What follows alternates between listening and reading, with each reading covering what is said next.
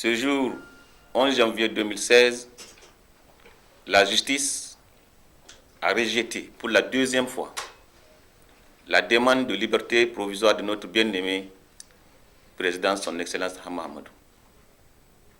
Cette décision, qui intervient quelques jours après l'arrêt de la Cour constitutionnelle de validation de la candidature à l'élection présidentielle de Hama Amadou, fait incontestablement échec à l'exécution normale du dit arrêt, en ce qu'elle ne permet pas au candidat Hama Amadou d'être dans les mêmes conditions de compétition que les autres candidats à la présidentielle. Il est donc clair que le pouvoir fait feu, tout bois, pour empêcher Hama Amadou de l'affronter le 21 février 2016. Sans remettre en cause l'indépendance de la justice, il est cependant légitime de se poser la question de savoir pourquoi la Cour d'appel a pris ses aises en ne s'inscrivant pas dans la ligne tracée par la Cour constitutionnelle. N'est-ce pas là faire le jeu du pouvoir que de maintenir Hama en prison alors que les autres personnes impliquées dans la présumée supposition d'enfants sont libres? À l'évidence, la Cour d'appel de Niamey a permis, si on peut le dire ainsi, à Mahamadou Issoufou de rattraper d'une main ce que la Cour constitutionnelle lui a fait subir. Ce qui vient de se passer aujourd'hui ne doit nullement nous désarmer.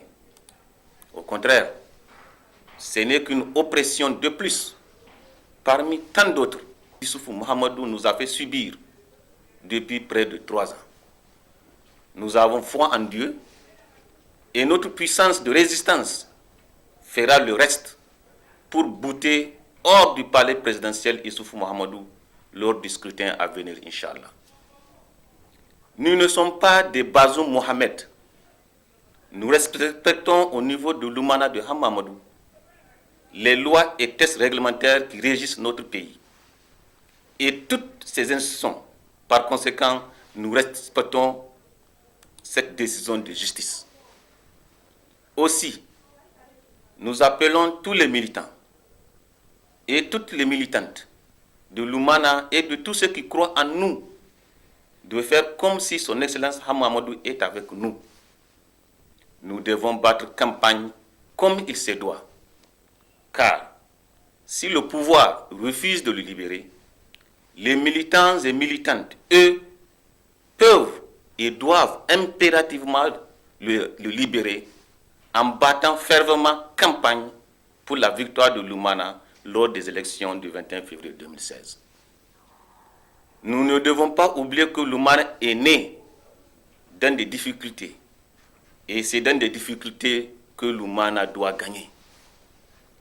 C'est de la prison de Koutoukale à Karma que l'Oumana est né.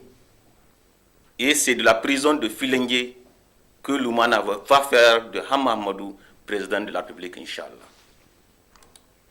En conclusion, chaque militant et chaque militante, chaque sympathisant et chaque sympathisante doit se convaincre d'une seule et unique chose. Le vote du 21 février 2016 devra permettre Hama Amadou au palais présidentiel, Inch'Allah. Je vous remercie.